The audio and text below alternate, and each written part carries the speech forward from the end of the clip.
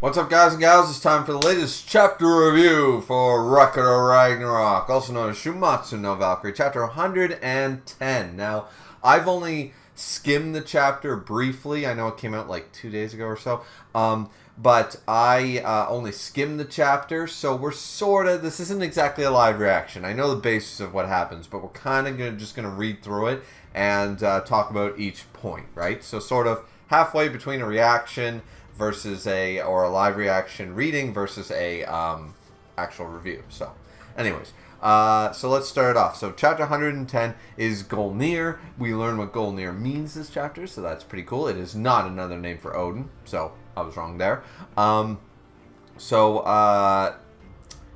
This is quite interesting because they're facing off and stuff like that.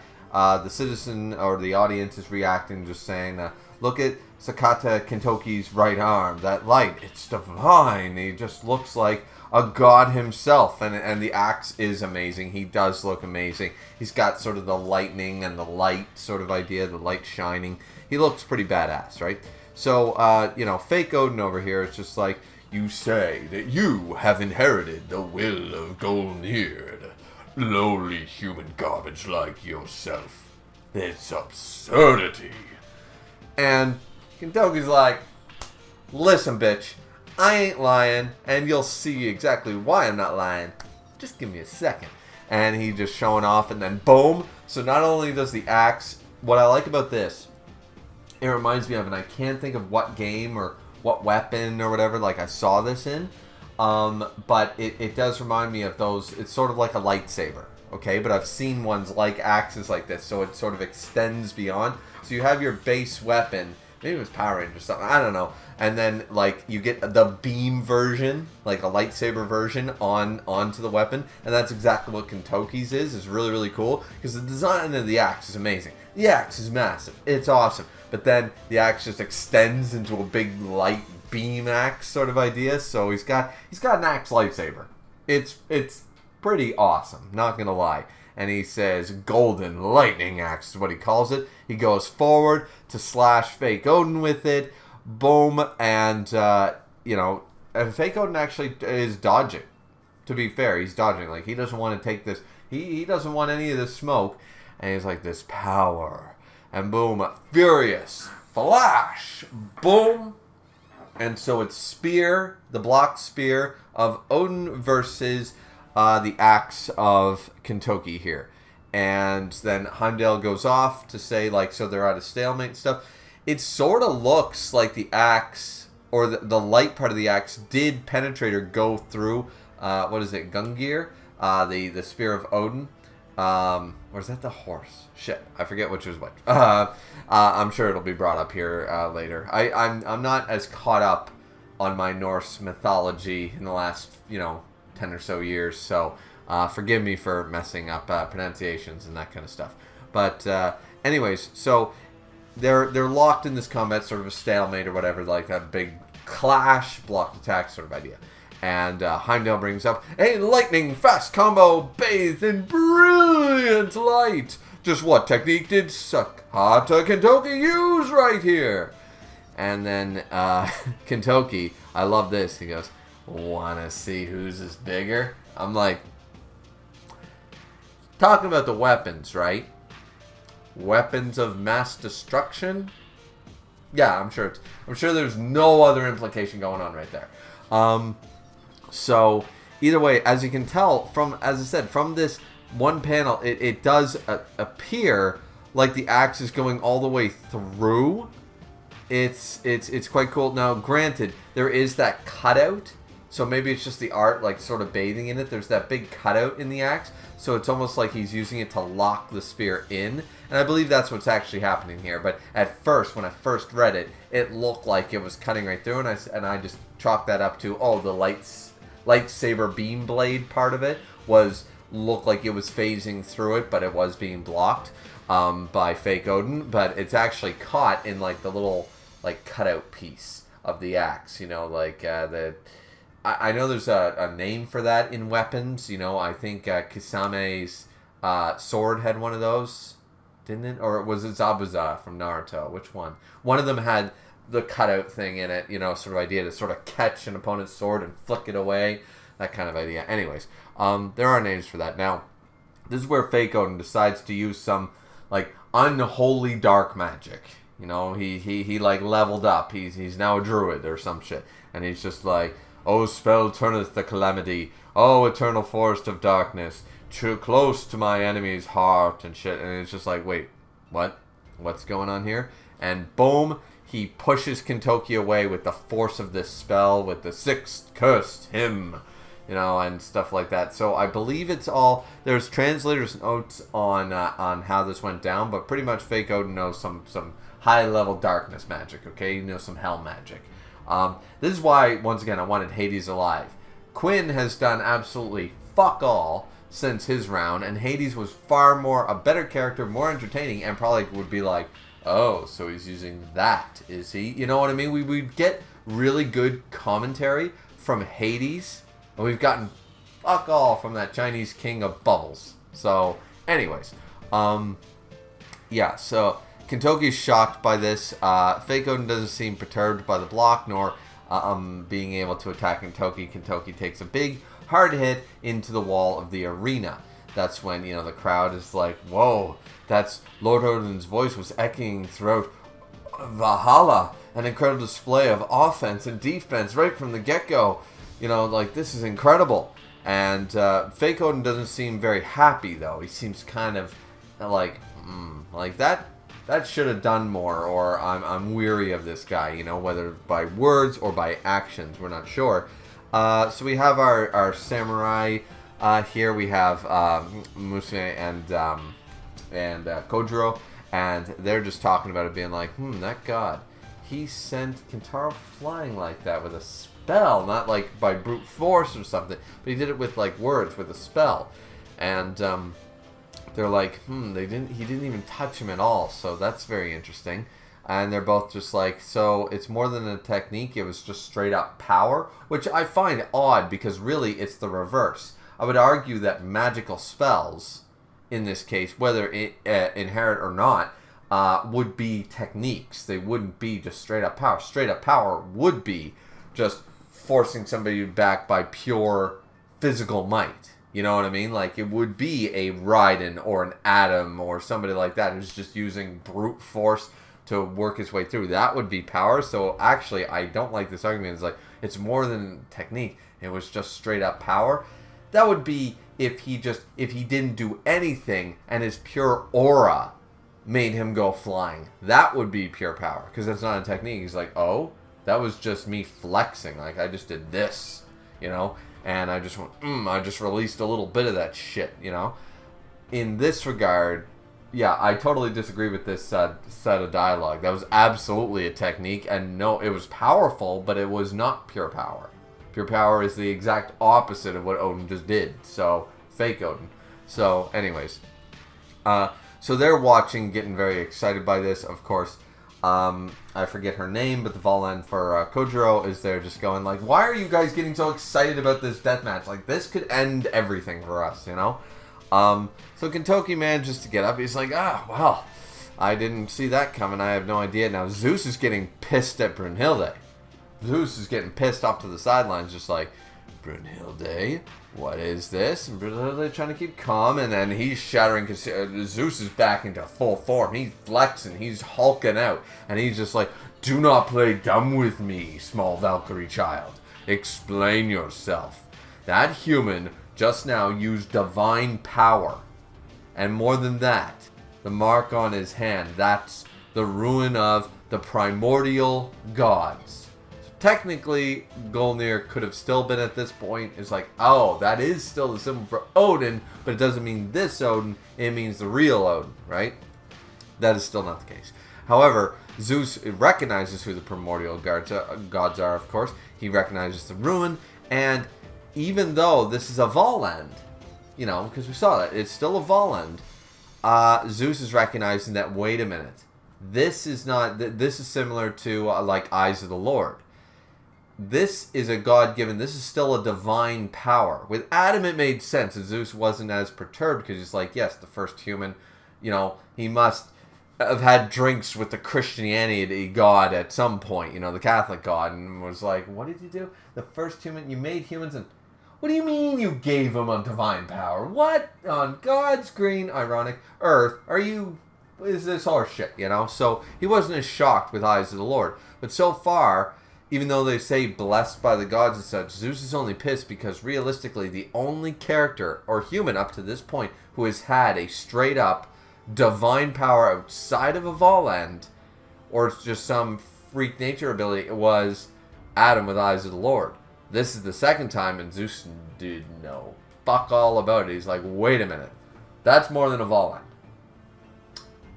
Bitch, explain yourself. So I like that Zeus is getting pissed. He's got multiple reasons to get pissed. It's just like, so Zeus, you already knew, huh? And Zeus is like, if you thought I wouldn't notice, you're looking way down on me way too much. At any rate, just why, here, and how, that thing that shouldn't even exist, why is it showing up here? And on him, just what is this man? So obviously Zeus is really pissed off. He doesn't understand why that rune still exists. Like, it should not exist. It was erased, pretty much. Interesting. Okay, and we don't get full answers in this chapter. We're into the flashback or like Kentoki's, I guess, like origin slash flashback next chapter, I assume, because we're starting that off at the end of this chapter. But why is Zeus so pissed about this? What does this entail? It could be that Zeus is one of the people. Obviously, fake Odin hasn't confided in him his whole goal, or something like that, because he seems really pissed off that something representing the primordial gods and the power of the primordial gods is appearing, and he's like, it should not exist. It sort of reminds me very much, like, I'm hearing this all in Beast Wars Megatron's voice, where he destroys Optimus Prime in the Ark. Spoilers for Beast Wars.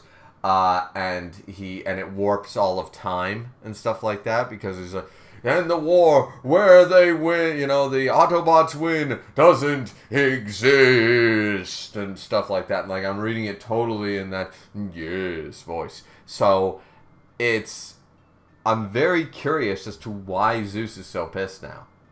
Like, he obviously knows about the primordial gods. Obviously, he has opinions on that. And why a human has their mark is like way over his head. So, Brynhilde brings up, no, Kentoki is 100% human. So that's scratching the theories of being a demigod and stuff like that. In that regard, he's undeniably human. Then immediately that goes out the window, because it said, however, he's the one and only human with the blood of the primordial gods in his veins. And Zeus is like, wait, what? So, for whatever reason, because I always hated Heracles' origins in Record of Ragnarok. Poetic license be damned, I think it's shitty. I still think he should be a half-blood from Zeus's infidelity. I still think he should have been a real demigod, not this whole I drank the blood of Zeus and was originally human and then became a demigod. No. I wanted this for Heracles, right? And Kentoki doesn't seem limited. Like, once again, round 4 is the best round, pretty much undeniable. The only real argument is round 2. But it's still, Heracles was incredibly handicapped as being a fake god or a half god, you know what I mean? Kentoki seems to have the Heracles backstory or background and seems to so far have none of the faults or handicaps. So, once again, my guy just being done dirty. But Zeus is really shocked by this and sort of like, okay, so wait a minute, so he's Heracles. Gotcha. Okay, so he's a half-blood, because there's like, her reasoning is a little weird. She's like, 100% human, but he's got the blood of a god. Then he's not all human, Brynhilde. All right, maybe this is a translation thing, but it's very weird the way she says it. Anyways. This is where Kentoki starts sort of, talking some more smack to fake Odin and said, just as I thought, supreme god of the Norse pantheon, you're no slouch. However, to hold the, And he's just like, all right, that was a heavy hit. Okay, fair enough. I see. Fake Odin brings up to hold the Dagaz ruin. So the Dagaz ruin is the ruin that they're referring to as the primordial gods ruin, the ruin of Golnir. And he says, and inherit the will of Golnir. And just how much do you know? So Fake Odin had knows obviously something about it. And he says, I told you, I ain't a liar. I know it all. That you are not Odin. You were once a nameless god. And I know about the tragedy of the Golnir people, as well as its sole survivor. So wait a minute, there's Golnir people. They were a people. Wait a minute now. Wait a minute. So I'm getting completely confused, and he's saying this, and all the gods are like, wait a minute, Lord Odin was a nameless god once? He's not the real... He said the Golnir people? And none of the gods in the audience know... But they're like, who are the Golnir people and stuff? Like, who are these people? They've never heard that name before. Aphrodite's still up there doing her thing, going, seems like he knows things about Lord Odin even us gods don't know. Shiva doesn't seem to give a crap, and is just like, I just want you guys to go back to the fighting. Get back to the bloody fighting, Thor, once again, silent, but I'm thinking Thor had a feeling. I got a feeling that tonight's gonna be a good night, but also that Thor must have known. I assume that Thor is older than the nameless god that became Fake Odin, and he knows that's not the real Odin, and he's been one of the only people to know this entire time, being, the son or the nephew or what have you of Odin in Ragnarok. He is probably, he's the real Thor and the actual son of the real Odin, and he knows what went down. You know what I mean? So I'm gonna just put my claim on it right now that Thor knew the whole time. Thor probably knows more than any other god in the series all this information. He just does not care to share it. He just, it doesn't affect his day-to-day, so why bring it up? You know what I mean? Now Ares is doing Ares' usual thing. Oh, this human, what is he prattling on about? Did he get a little drunk before the match? I mean, jeez. Maybe a boost to morale that he's not facing the real Odin, but and even Hermes. Hermes, for once, yelling. He's like, Big Brother Ares, please, be quiet. And it's like, and even Ares is like, whoa. You're raising your voice? Hermes raised his voice. He says, it appears this is no longer a laughing matter. So Hermes being serious right now. Once again, Hermes is a Buddha. He's a Heracles. He is not on the sides of the gods. He does not like the idea of humans. We already know this about it. Between the teasers in the anime seasons, and also between the fact that we know he's writing hymns and ballads for every fighter, sort of every lost fighter regardless. Very similar to Brunhilde in this regard. So, yeah. Really liking this. Now this is where, Fake Odin is like, Golnir. Here we go. The Golnir people were a pitiful group of gods. So they were gods. Somehow, Kentoki is not a god, though. He's 100% human. Brunhilde, you can't have it both ways. Sorry, girl. But they were a pitiful group of gods who had been purged from the histories of Valhalla. And they say it was a tragedy, born from the beliefs of a certain primordial god. No, it was related to the entirety of Ragnarok. So we see this guy, the truth of the world. So, a group of gods who'd been purged from history. So we're talking Void Century level shit, okay? And, Willa D clan crap. And then it was a tragedy born from the beliefs of a certain primordial god. So Golnir him probably himself, obviously, because we meet. There's a god named Golnir, and he's not Odin. All right. And it says it was related to the entirety of Ragnarok, and we have no idea exactly what's going on here. Now we do happen to see this Golnir between all these candles, beaten and bloody, writing out the truth of the world, that book, the book that, should not have been written, but the book about that holds the secrets to primordial gods, all about their artifacts and all the sort of the history. We see him in this sort of like satanic like ritual circle, writing in this giant book. As I said, he seems completely beaten and bloody and on his like dying gasp, and he's writing this book. But then we seem to jump away to, this is reminding me very much of Tom Bombadil Goldberry thing. Okay, for those of you who don't know, that's Lord of the Rings, and this is 100% that, because Tom Bombadil is a god or Eru himself in Lord of the Rings. Spoilers. There's a lot of theories. There's never every confirmation. Some people say it's Tolkien in universe, putting himself in the book. Some people say it's God himself. But either way, Tom Bombadil, this is I would be shocked if this was not inspired by this, because this is very much the look of him. He's like, come, look, be amazed. The blueprint for those gauntlets I was talking about are complete. Yay, look at me. I'm happy-go-lucky. I've got a beard. Oh, Golnir Bombadillo. His jacket is blue and his boots are yellow. This is absolutely him. And he's married to a 10 out of 10. Gorgeous Goldberry, right? The river's daughter. So, and she's literally like healing and making flowers happen. Yeah, 100%. This is 100% Tom and Goldberry, 100%. Like, the author read Lord of the Rings. I'm just saying. They read it and they said, yeah, we're going to add Tom Bombadil because he's like the coolest god, non-god ever created, like in the last like 500 years. So it's like we got to add him. It's Record of Ragnarok. We got gods out our ass, from mythologies, from cults, from religions. Let's throw the god of friggin' Lord of the Rings in there. Why not? God of Middle Earth, go.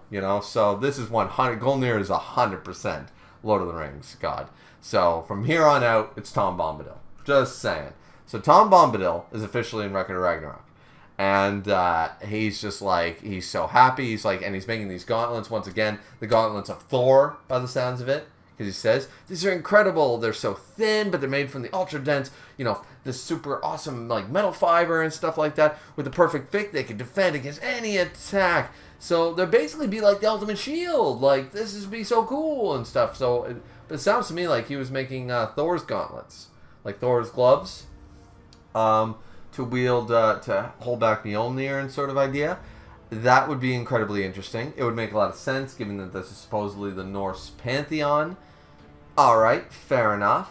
And he's got definitely the dwarf-like qualities to be like a Norse god sort of idea. Married to the beautiful primordial god known as Erin, the great light goddess. And she's like, I'm so excited for you and stuff. And he's like, well, you've got quite an eye. That's my beloved wife for you. I'm naming these Jarnagripir.